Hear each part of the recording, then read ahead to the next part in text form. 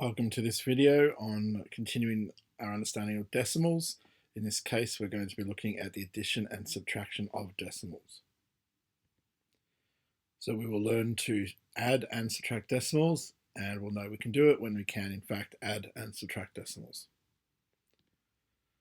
The key ideas to take into account are basically when we add or subtract decimals, the most important thing is the decimal point and each of the place value columns must be aligned one underneath each other. The location of the decimal point in the answer is directly in line with the location of each of the numbers above. Once we have all our numbers aligned correctly, we proceed basically as if it was just a normal addition or subtraction.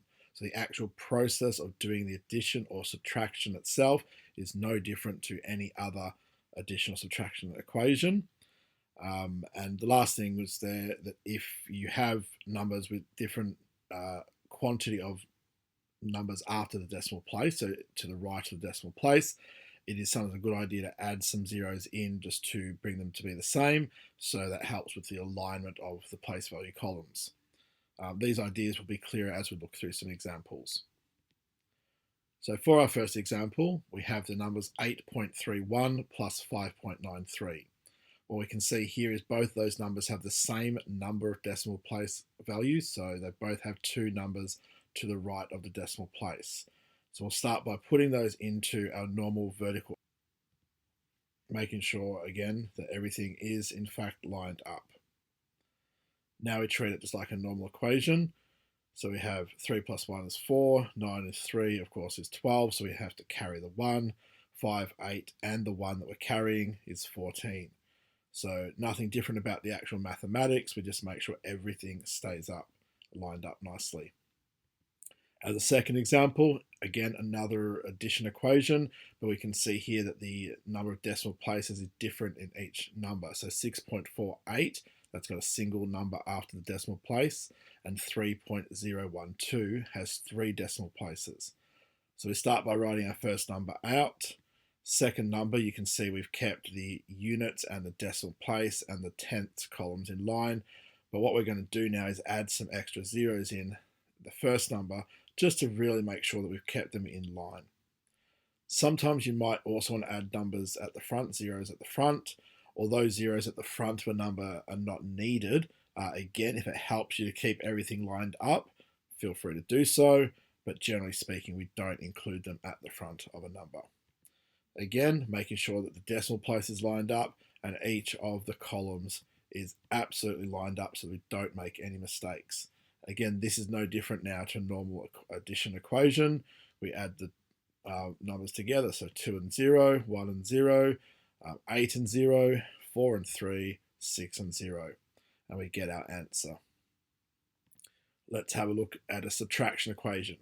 So again, you can see clearly that there are a different number of decimal places. So 24.812 minus 3.9. So we write out our first number, our second number, add some extra zeros in if it helps us to keep things aligned. Make sure that we have everything lined up so the decimal places stayed lined up, each of the place value columns stayed lined up. And from here, we're just going to continue with a normal subtraction. So 0 from 2, of course, is 2. 0 from 1 is 1.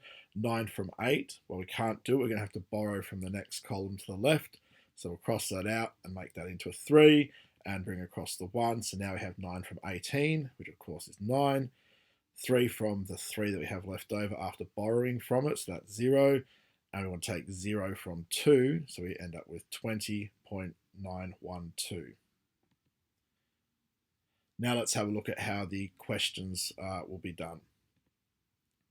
The first question is asking you to find each of the following. So when I ask you to find something, it's basically asking you to get the answer to the equation.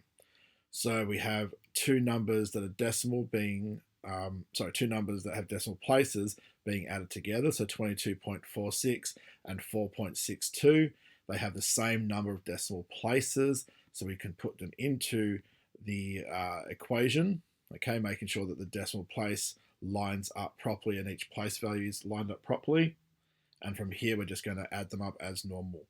So 2 and 6, of course, is 8. 6 and 4 is 10, so we're going to carry the 1 up. Make sure our decimal place goes in properly, staying in line. 4 and 2 plus the one we carried, and then of course 2 and nothing else. If we look at B, same thing, it's still an addition equation, but we have 3 numbers, and you can see each of them actually have a different number of place values after the decimal place. So what we normally do here is look for which number has the largest number of decimal points. So we have the first number, 6.832, having 3 numbers after the decimal point. So we're going to basically make each of these numbers have 3 places after the decimal point. So the first number can just be written out, straightforward. Second number we're going to write out, but we're going to add the extra 0 in just to keep our places in order.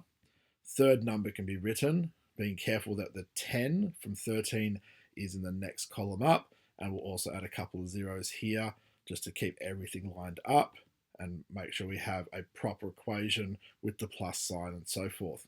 And again, we now just go ahead with a normal addition. So we have 0, 0 and 2. We have 0, 1 and 3 being 4. 7, 0 and 8. All right, we're going to have to carry the 1 for 15. Put our decimal point in if we haven't already. 6, 4, 3 and 1. Again, we're going to have to carry the 1 from 14. And then 1 and 1 being 20. Being 2, which gives us 24.542. So again, very, very important to keep everything lined up. In question 3, the question's been written out already in the proper vertical format. So really it's just a case of copying that into your book and then solving the equation. So everything has been kept lined up already for you. So for the first one, you have 17.2 minus 5.1. Okay, so we're going to take 1 from 2, which is 1. Put our decimal point in. 5 from 7, of course, doesn't work. So we're going to have to borrow... Sorry, what am I saying? 5 from 7 does work, it's 2. And then, of course, nothing from 1 gives us a 1. That's what happens when you don't always pay attention. Let's look at the second one. 148.63 minus 15.50. So, again, everything's already lined up for us. So 0 from 3, of course, is 3. 5 from 6 is 1. Put our decimal point in. 5 from 8 is 3. 1 from 4 is 3. And we've got nothing from what's above it as a 1. So that's, of course, 1. So 133.13. Question 4, again it says to find, and so that means we're going to solve each of these equations. So the first one is a subtraction. It's got each number with a single value after the decimal point, so it should be pretty straightforward. 16.9 minus 3.6, no need to add any extra zeros to hold the places. So now we do 6 from 9 being 3, putting our decimal point, 3 from 6 being 3, and nothing from the one above is 1. In the second example here, we again have a subtraction equation, but we can see that both numbers do not have the same number of decimal places. The first one has 3 decimal places, the second one only has 1. So we know that we're going to change the second number to have some extra zeros at the end to also have 3 decimal places. So let's put it into the format, 21.356 minus 17.2, keeping the decimal point lined up. And let's add the extra 2 zeros in to make sure we've kept everything lined up. And it's now just a normal subtraction equation. So 0 from 6, of course, is 6. 0 from 5 is 5. 2 from 3 is 1. Make sure our decimal place goes in where it should. 7 from 1, now this won't work, so we do have to borrow from the number in front of it. So that becomes a 1, and we bring the 1 across. So now we have 7 from 11, which of course is 4, and 1 from 1 above is 0, so we're not going to show anything there. In the last example on this page, again, we have a subtraction with bigger numbers, so there's more numbers in the positive side, on the left-hand side of the decimal place, and we also still notice that both numbers do not have the same number of decimal places, so we're going to be adding some 0 placeholders here as well. So it's still just a case of writing it out into the correct format and making sure everything lines up. So let's write out our first number, 5,412.271. We'll write our second number out, making sure that we'll add that 0 in just to keep everything aligned. And again, it's just a normal subtraction equation at this point. So 0 from 1, of course, is 1. 3 from 7 gives us 4. 9 from 2 is not going to work, so we're going to borrow from the next number up, making that a 1, bringing 1 across. So 9 from 12, of course, is 3. We make sure our decimal point goes in here so that we've got it in the right spot.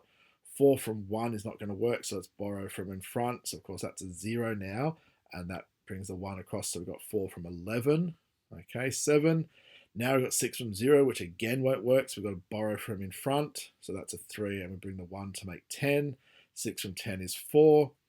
Now 4 from 3 doesn't work, so we borrow from in front. That becomes a 4, and the 1 gives us 13. So 4 from 13 is 9. And we've got nothing in this thousandths column in the second number, so nothing from 4 is 4. And again, it's just a normal subtraction at this point. So long as you've kept everything lined up, you'll have a number with the correct decimal places and the correct answer. That one just involved a lot of borrowing. We kept having to borrow and borrow and borrow, but it is just a normal piece of subtraction. Question 5 is one of the fill in the missing number questions that we've seen in previous chapters. So what we're looking at here is trying to basically work backwards in our equations to find what numbers would work. So if we look at the first one on the left, we've got 4 point something plus 3 point something, 3.7 is equal to something 0.3. So starting with the first decimal place there, we've got something at the top plus the 0.7 underneath is going to give us an answer with 0.3. So again, let's forget the decimals for a second, the decimal place, and just concentrate on the numbers. So something plus 7 has to have an answer of 3. Now obviously 3 is less than the 7 that we've already got, so it must mean that the number has gone up into the next tens.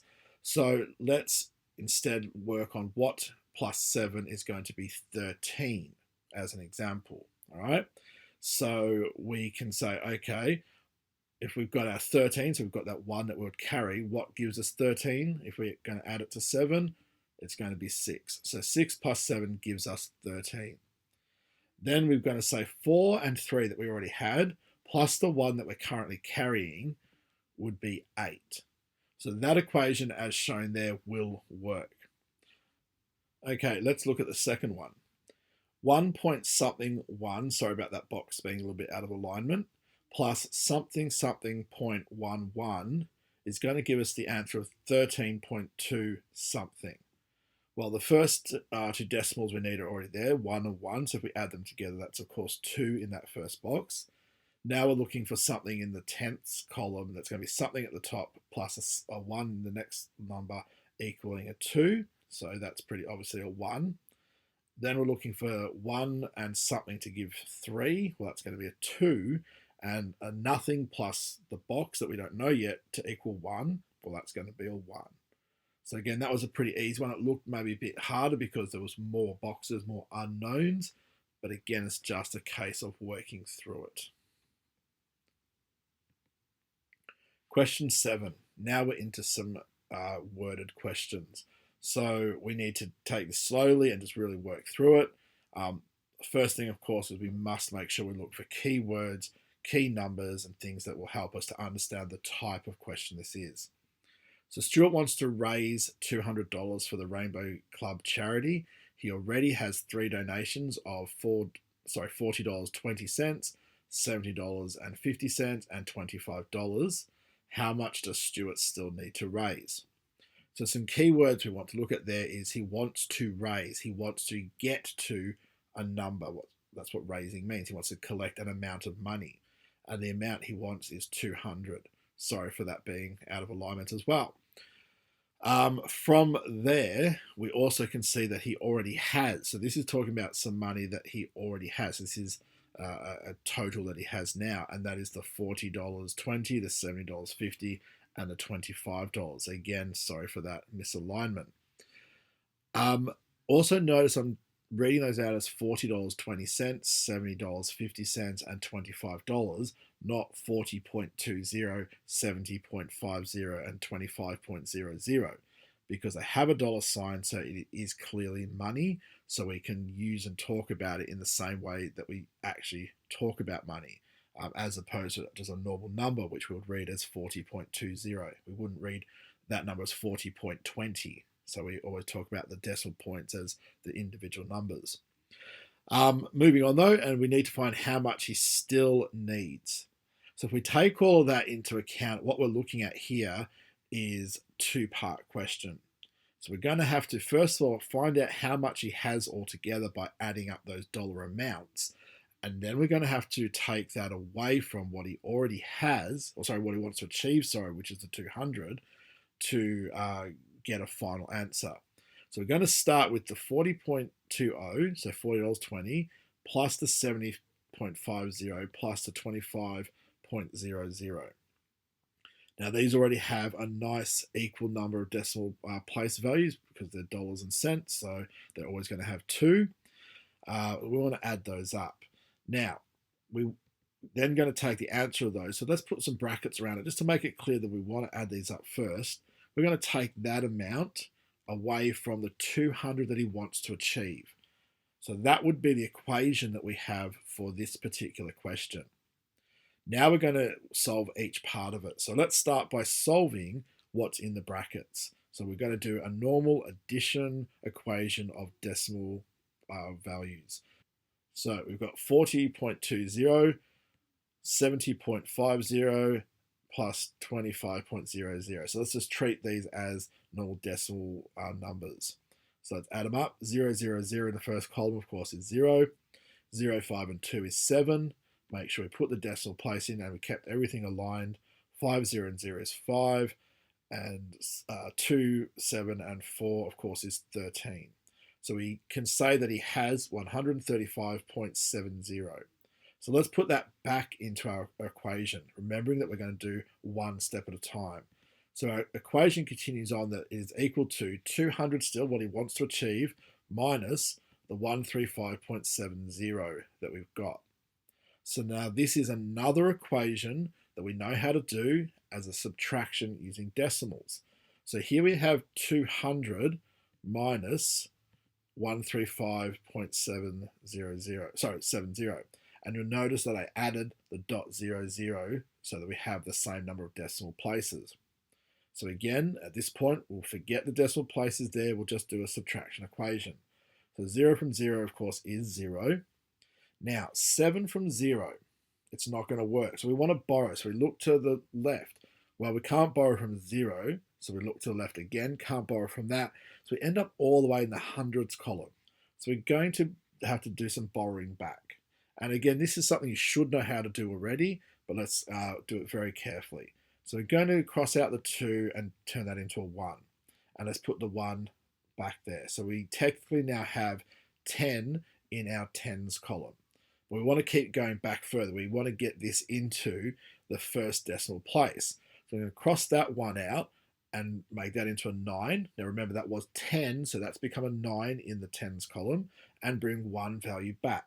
So now we have 10 in the units column. All right, so now we're going to cross that out again, making that one into a 9, and bring 1 back into the tenths column. So now it's now 10 in the tenths column. So now we are able to take 7 away from 10. So the 7 tenths away from 10 tenths. So 7 from 10 is 3. Now we put our decimal place in. And we just keep working forward. So now we're doing 5 from 9, which is 4. 3 from 9, which is 6. And 1 from 1, of course, is 0, which we don't need to show. So now we can go back to our main equation and say that the final answer is equal to 64.30. Although that's not our final answer, is it? Because this is a worded problem and we know that we have to put it back into a worded answer. And the other thing we have to make sure is we put the units back in. These numbers were actually dollars, right? We've ignored the dollar symbol because it's not really useful for the equations, but we certainly have to bring it back in for our final answer. So we would end up with a final answer as well as all of our working out that says something like this.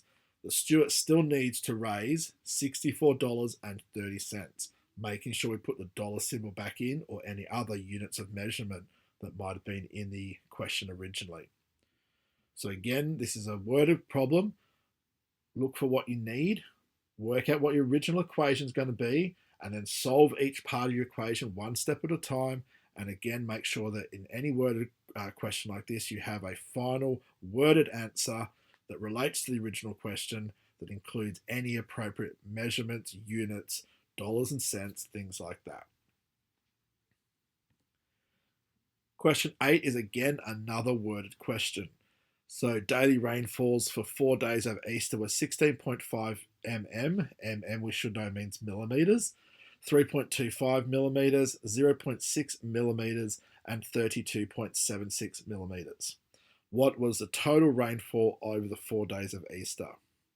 So again, I'm sorry about the boxes not lining up, but what we have here is 4 numbers that we need to add together to find a total for that period of time, a total over 4 days. The other thing, hopefully you've already noticed, is each of those numbers does not have the same number of decimal places. The first one only has a single, the second one has 2, the third one has a single, and the fourth number has 2 as well. So we're going to be adding in some 0 placeholders. So let's just write out an equation. So we're going to end up with 16.5 plus 3.25 plus 0.6 and plus 32.76. We just need to find a total. Notice here I haven't added the extra zeros in. You could if you want, but I tend to do that only when we put them into the vertical structure. So let's do that now. So 16.5, we know we want to end up with 2 decimal place values shown, so we'll add those in a second. Just going to write the first ones out, making sure that the decimal points stay lined up. And here we will put in some extra zeros now. So each of them now has 2 decimal place values shown. And again, from here, we just do a simple addition equation. So 6 and 5 is 11, so we have to carry the 1. 7 plus 6 plus 2 plus 5 plus the 1 we carried. So we're going to carry the 2 and put the 1 down, so 21. Don't forget the decimal place, very, very important. You can ignore it to start with, but you've got to put it back in. So we're going to have 2 and 3 and 6 and the 2 that we carried. So carrying the 1 again and putting the 3 down the bottom. And we have 3 plus 1 and the 1 we carried. So we have 5. So again, our final number is equal to 53.11. But it is a worded question. It does have a unit of measurement being millimeters. So we do have to have a worded answer and put back the unit.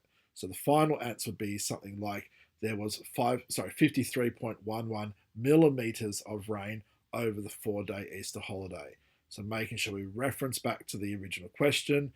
We've used all the correct measurements or units, and it is a worded answer. Okay, so hopefully that one makes sense as well. And question 11. Now question 11 is a little bit different. This is sort of what we might call pre-algebra. And algebra is something that we will do at a later stage. But basically we have 2 different equations here. But to start with, we've been told that we are representing the numbers in a different way. So the first equation says a plus b plus b. But up the top it says that a is actually equal to a number 3.1, b is actually equal to a number 2.34, and c is equal to a number 3.718. So the first thing we're going to do is just rewrite the equation a plus b plus c, replacing the a, b, and c's with the actual numbers that they represent. So where we had a, we're going to write 3.1. Where we had b, we're going to write 2.34.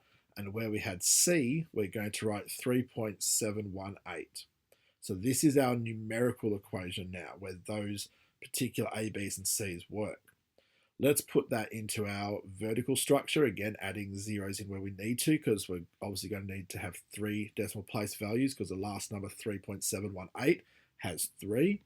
So we have 3.1 with 2 extra zeros on it, 2.34 with an extra 0, and the last number just as is, into a normal addition equation, and we go from there. 8 and 0 and 0, of course, is 8. 4 and 1, of course, is 5. 7, 3, and 1 is 11, so make sure we carry properly. Now we put the decimal place in, making sure it all stayed lined up. 3, 2, and 3 plus the 1 is 9. So we have a final answer of 9.158. So let's put that back into our original question. So it's equal to 9.158. It's not a worded question. It doesn't have a unit of measurement, so that's all we would need. Where we have B, question or part B, it's A plus B minus C. So same thing, we're going to start by rewriting the equation and substituting the A, B's and C's for the numbers that are up the top. So we have the answer of 3.14 plus 2.34. Now we've got minus 3.718.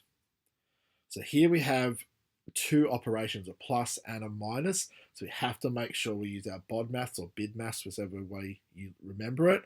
So pluses and minuses are technically at the same level of each other of importance. So we must do what's on the left-hand side of the equation first. So the first thing we will work out is what is 3.1 plus 2.34. Okay, working out that left-hand operation first. So let's put brackets just to help us remember that. And now work out the bracket part first. So we'll just do it up the top here for space. 3.1, put some extra zeros. 2.34, an extra zero. Now, for those paying attention, I've actually added an extra zero. The reason I did that is because I know in a moment we're going to need to use it with a decimal with 3 numbers at the end. It wouldn't really matter if you did it now or later. I just did it this way without even thinking about it. You'll either add them extra here or you'll add them later on. It'll work out the same. So I'll stick with what I've got here. So put that into our addition equation and let's finish it off. So 0 and 0, of course, is 0. 4 and 0 is 4. 3 and 1 is 4. Get our decimal point in, making sure it lines up. 3 and 2, of course, is 5. So let's add that into our equation at the bottom. So it's now equal to replacing the brackets with the answer we just worked out, 5.440, and it is still minus 3.718. Remember, always do one part of the equation at a time.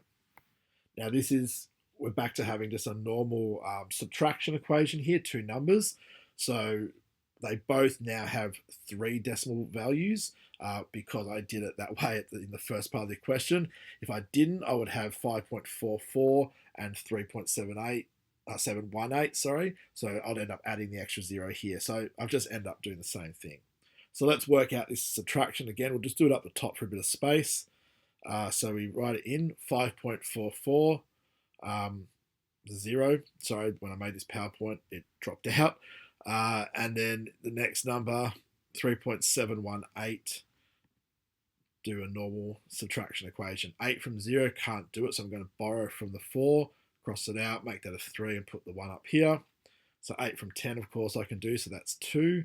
1 from 3 will work, so that's 2. 7 from 4 doesn't work, so let's borrow from the next number, making that a 4 and bringing across the 1. 7 from 14, of course, works, so that's 7. Do the decimal place, make sure it keeps in line, and now 3 from 4 is 1. So let's put that back into our main equation, so it's going to be equal to the final point, 1.722. So that one took a few steps because we had 2 different operations to do.